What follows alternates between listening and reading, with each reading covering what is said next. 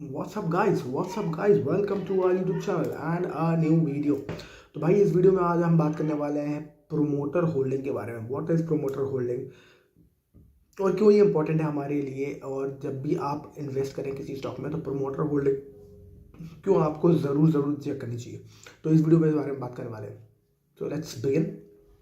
तो भाई promoter holding होती क्या है? बेसिकली ये समझते हैं कि प्रोमोटर कौन होते हैं। भाई प्रोमोटर तो वो लोग होते हैं जो एक्चुअली कंपनी में जो जिनकी या तो कंपनी होती है या फिर जो कंपनी को चला रहे होते हैं, उनको हम कहते हैं प्रोमोटर्स, राइट। या तो उनकी कंपनी में बहुत ज़्यादा होल्डिंग होगी या वो कंपनी को चला रहे होंगे। तो अगर आप मोटा एक कंपनी में स्टेक खरीद लेते हो या उसमें मोटा चंक अपना उसकी शेयर होल्डिंग उठा लेते हो तो आप भी प्रमोटर बन जाते हो। अभी आप शेयर होल्डर हो, प्रमोटर नहीं हो, बट अगर आप 1% से ज़्यादा किसी भी कंपनी में होल्डिंग कर पकड़ लेते हो तो आप प्रमोटर की तरह काम करने लगते हो। और इनफैक्ट आपका जो उनको NSE और इनको नेशनल स्टॉक एक्सचेंज को उनको बताना ही पड़ता है कि अब हमारे कंपनी में 1% से ज़्यादा होल्डर अगर कोई है तो उसका हमें उसको उनको उसका नाम NSE की वेबसाइट पे मेंशन करना पड़ता है कि ये हमारी कंपनी में 1% से ज़्यादा का होल्डिंग कर रखता है। तो बहुत सारे इन्वेस्टर जब इन्वेस्ट करते हैं किसी पर्टिकुलर स्टॉक में, जो बड़े बड़े इन्वेस्टर होते हैं, तो अगर वो 1% से ज़्यादा स्टेक खरीद लेते हैं तो वो NSE की वेबसाइट पे आ जाता है। और NSE की वेबसाइट पे आते ही साथ आप सभी को पता चल जाता है कि अच्छा ये बड़ा इन्वेस्टर ये पर्टिकुलर स्टॉक खरीद रहा है। तो बेसिकली प्रोमोटर होल्डिंग इसलिए इंपॉर्टेंट देखने के लिए क्योंकि आप ये समझो कि प्रोमोटर होल्डिंग जो होती है, प्रोमोटर एक्चुअली कंपनी के फाउंडर्स होते हैं। अगर वो कंपनी RB जो हमारा नेशनल स्टॉक एक्सचेंज है जहाँ स्टॉक्स ट्रेड होते हैं, इसके अलावा जो सेबी है जो चेक करता है, तो सेबी के नियम के हिसाब से किसी भी कंपनी का 75% से ज़्यादा प्रोमोटर होल्ड नहीं कर सकता। इसलिए अडानी के ऊपर एलिगेशन लगे थे कि एलिगेशन ये थे कि अपने ही स्टॉक उसने उठाए बाहर की किसी कंपनी के थ्रू, जिससे कि स्टॉक्स की शॉर्टेज हो जाए। यानी कि आप ऐसे समझो कि 75% आपको स्टॉक्स का अपने मैक्सिमम रख सकते हो, 25% आपको मार्केट में फ्लोट करना ही होता है। अगर आप कंपनी को लिस्ट करते हो इधर और अपने आप लिस्ट करके बाहर छोड़ते हो स्टॉक मार्केट में, उसके शेयर्स फ्लोट करते हो, इसका मतलब ये है कि आप पब्लिक से उठाना चाहते हो शेयर्स। तो अगर पब्लिक से आप शेयर उठाना चाहते हो तो इट्स वेरी एविडेंट कि पब्लिक से आप होल्डिंग उठा रहे हो, पब्लिक से आप पैसा उठा रहे हो, कैपिटल उठा रहे हो। तो पब्लिक से कैपिटल उठा रहे हो तो आपको ज़रूरी है कि आप मार्केट में अपने शेयर छोड़ो। अगर आप मार्केट से ही अपने शेयर उठाते रहोगे और प्रोमोटर खुद ही शेयर खरीदता रहेगा तो क्या होगा? शेयर की होगी शॉर्टेज, और जब शेयर की शॉर्टेज होगी तो क्या होगा? किसी चीज़ की शॉर्टेज होती है तो हमने क्या बात करी थी पहले भी, किसी भी चीज़ की शॉर्टेज होती है तो उसका प्राइस जो है वो ऊपर जाता है। तो बेसिकली उसका प्राइस ऊपर शूट करेगा। तो इसीलिए सेबी के नियम के अनुसार 75% मैक्सिमम होल्डिंग हो सकती है किसी भी कंपनी में प्रोमोटर्स की। अब प्रोमोटर जो होते हैं वो प्रोमोटर्स 75% से ज़्यादा नहीं उठा सकते हैं किसी भी कंपनी में शेयर, उससे कम उठा सकते हैं। तो हमें हमेशा ये याद रखना है कि जो भी प्रोमोटर किसी भी कंपनी में आप प्रोमोटर किसी भी शॉप में आप इन्वेस्ट कर रहे हो स्टॉक में, तो ये बहुत इंपॉर्टेंट है क्राइटेरिया ये देखना कि क्या प्रोमोटर की होल्डिंग ठीक ठाक है कि नहीं है। मेरे हिसाब से प्रोमोटर की होल्डिंग 50% मिनिमम होनी ही चाहिए, क्योंकि अब आप ये सोचो कि अगर प्रोमोटर खुद ही स्टॉक बेचे जा रहा है या खुद ही अपनी होल्डिंग बेच रहा है तो इसका मतलब क्या है? प्रोमोटर को खुद ही अपनी कंपनी में भरोसा नहीं है। आप उसकी कंपनी में भरोसा दिखा के क्या कर रहे हो जब उसको खुद नहीं मालूम है? अच्छा, आप किसी कंपनी में के बारे में प्रोमोटर से ज़्यादा तो नहीं जान सकते हैं, क्योंकि प्रोमोटर उसकी वो कंपनी चला रहे हैं तो प्रोमोटर का सारी कंपनी के इन एंड आउट पता है। हो सकता है वो जो कागज़ हो, जो बुक्स हो, जो फर्बिश कर रहे हो, वो किसी तरह नकली पकली कुछ भी रंग उसमें कुछ भी रंगारंग कार्यक्रम चल रहा हो कि इतने प्रॉफिट हो रहा है, इतना प्रॉफिट हो रहा है, बाद में पता चले कोई प्रॉफिट हो ही नहीं रहता ग्राउंड रियलिटी पे। किसी भी जो CAs होते हैं इनके थ्रू वो फॉल्स इन्फॉर्मेशन प्रोवाइड कर रहे हैं कि हमारा इतना कैपिटल हो, एम्प्लॉयड ROC इतना है, ROE इतना है, कुछ भी कर सकते हैं। तो इसलिए आपको ये कोशिश करना है कि जब भी आप किसी भी कंपनी में होल्डिंग अपनी क्रिएट करो तो आप ये हमेशा ध्यान रखो कि प्रोमोटर्स की होल्डिंग अच्छी खासी होनी चाहिए, मिनिमम 50% तो मेरे हिसाब से होनी चाहिए।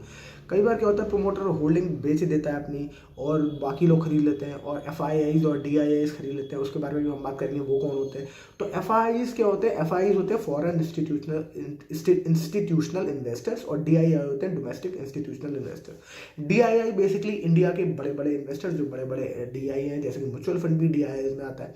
और फॉरेन इंस्टीट्यूशनल इन्वेस्टर्स मतलब कि बाहर से जो लोग आके पैसा लगा रहे हैं अपनी कंपनी में। तो फॉरेन इंस्टीट्यूशनल, अभी रिसेंटली बड़ा हल्ला हुआ कि फॉरेन इंस्टीट्यूशनल इन्वेस्टर इतना पैसा बेच रहा है तब भी हमारा मार्केट गिर नहीं रहा। देखा, हमें किसी भी FIIs की ज़रूरत नहीं है। अब हमारा रिटेल जो मार्केट है, जो हम और आप हैं छोटे इन्वेस्टर ही इस मार्केट को क्या कहते हैं संभालने के लिए काफ़ी है, हम इतने मजबूत हो चुके हैं और अब मार्केट इतना स्ट्रांग हो चुका है। ऐसा नहीं होता मेरे हिसाब से, और मैंने बहुत सारा जितना इसके बारे में पढ़ा मुझे बात समझ में आया कि ऐसा कुछ भी नहीं है। फॉरेन इंस्टीट्यूशनल इन्वेस्टर का पैसा हर किसी को चाहिए, हर देश को चाहिए, क्योंकि उनका पास उनका पैसा आता है, बिग चंक ऑफ मनी आता है वहाँ से, और वो बिग चंक ऑफ मनी बहुत ही इंपॉर्टेंट रोल प्ले करता है आपको स्टॉक मार्केट को ऊपर ले जाने में। तो आप अकेले इस अगर आप सोचो कि आप अकेले काफ़ी हो स्टॉक मार्केट को ऊपर ले जाने पर, तो नहीं, फॉरेन एफआईआईज का पैसा बहुत इंपॉर्टेंट रोल प्ले करता है, बहुत इंपॉर्टेंट है। तो जब भी फॉरेन इनफ्लो आता है तो हमारा स्टॉक मार्केट ऊपर जाता है, वो मार्केट को और स्ट्रेंथन करता है और स्ट्रॉन्ग करता है। तो एफआईआईज ये होते हैं, डीआईआईज होते हैं डोमेस्टिक इंस्टीट्यूशनल इन्वेस्टर, यानी कि वो बड़े इन्वेस्टर जो इंडिया से इन्वेस्ट कर रहे हैं, इंडिया में बैठे बैठे इन्वेस्ट कर रहे हैं, बहुत मोटे पैसे वाले, और म्यूचुअल फंड क्रिएटर जो म्यूचुअल फंड इन्होंने बनाए हैं वो भी खरीदते हैं, उनको भी डीआईएस की कैटेगरी में ले जाता है। उसके बाद आखिरी होता है रिटेल इन्वेस्टर जो आरआईएस होता है, और वो हमें वो रिटेल इन्वेस्टर कितना होल्डिंग करते हैं वो इतना इंपॉर्टेंट मैटर नहीं करता, पर ये मैटर करता है कि अगर किसी स्टॉक में कहते हैं कि अगर रिटेल इन्वेस्टर बहुत ज़्यादा होल्डिंग किसी भी स्टॉक में पर्टिकुलरली करे तो वो स्टॉक के चलने के चांसेस बहुत कम हो जाते हैं। क्यों होते हैं? क्योंकि अब आप ये सोचो ना कि हम और आप जैसे कि छोटे इन्वेस्टर जिनके पास बहुत ज़्यादा पैसा नहीं, जिनके पास बहुत ज़्यादा डेटा नहीं, इन्फॉर्मेशन नहीं, हम किसी स्टॉक्स में बहुत ज़्यादा इंटरेस्ट दिखा रहे हैं और बहुत ज़्यादा कॉन्फिडेंस दिखा रहे हैं, जबकि एफआईआईज, डीआईआईज और प्रोमोटर जो खुद कंपनी का फाउंडर है उसको वो नहीं दिखा रहा। यानी कि रिटेल इन्वेस्टर में कोई यूफोरिया है और कोई न्यूज़ ऐसी इन्फ्लो कर रही है रिटेल इन्वेस्टर को, या कराई जा रही है जो कि उनको पता है कि ऐसा कुछ भी नहीं होने वाला, पर रिटेल इन्वेस्टर को इंटेंशनली ये न्यूज़ फ्लो कराई जा रही है कि भाई तुम्हारा ये स्टॉक ले लो और ये ऊपर भागेगा। ऐसे मार्केट में पहले भी हुआ और हमेशा होता रहेगा कि फॉल्स न्यूज़ मार्केट में क्रिएट की जाती है, जैसे कि उसमें बाइंग आए, जैसे कि प्रोमोटर ही कई बार ये बदमाशी कर देते हैं कि वो ऊपर अपना अपना माल खरीद के ऊपर जब प्राइस भागता है, रिटेल इन्वेस्टर जोर के यूफोरिया आता है, उसको जोर का भाग खरीदना शुरू करता है तो प्राइस ऊपर भागता है, और वो प्राइस ऊपर के दाम पे प्रोमोटर अपना स्टॉक आपको चेप के निकल जाता है, और फिर उसके बाद स्टॉक वहीं का वहीं घूमता घूमता नीचे वापस आ जाता है, तो आपको लॉस हो जाता है।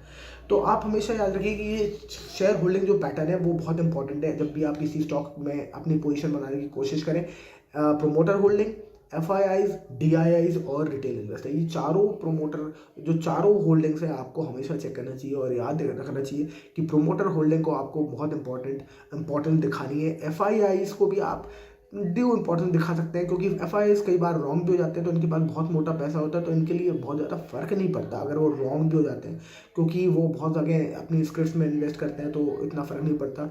तो एफआईआईज का इतना इंपॉर्टेंट है, तो उनका भी क्राइटेरिया बहुत इंपॉर्टेंट है, क्योंकि उनको कुछ ना कुछ तो ज़्यादा पता होता है हमसे 100% जो हमें नहीं मालूम होता, तो they play an important role. तो अगर किसी स्टॉक में एफआईआईज का होल्डिंग ज़्यादा है तो आप कंसिडर कर सकते हैं कि कुछ ना कुछ तो इम्पोर्टेंस, कुछ ना कुछ तो नॉलेज उसको भी पता हो सकती है, पर मैंडेटरी ये नहीं पता कि पता ही होगी, ये पक्का किसी को नहीं पता, राइट। तो वो भी बहुत इंपॉर्टेंट रोल प्ले करता है। बट आप ये देखें कि प्रोमोटर की होल्डिंग ज़्यादा हो और रिटेल इन्वेस्टर की होल्डिंग कम हो, तो वो आपके लिए स्टॉक का बेस्ट पिक होता है, क्योंकि उसमें अब रिटेल का पार्टिसिपेंट कम है और प्रोमोटर अपने स्ट्रांगली उसमें होल्ड करता है। तो जब प्रोमोटर के पास ज़्यादा स्टॉक्स होते हैं तो वो कुछ भी चेंजेस उसको कंपनी में लाना है तो वो भी स्ट्रांगली कर सकता है, क्योंकि अब प्रोमोटर का ज़्यादा कमांड है अपनी कंपनी के अंदर।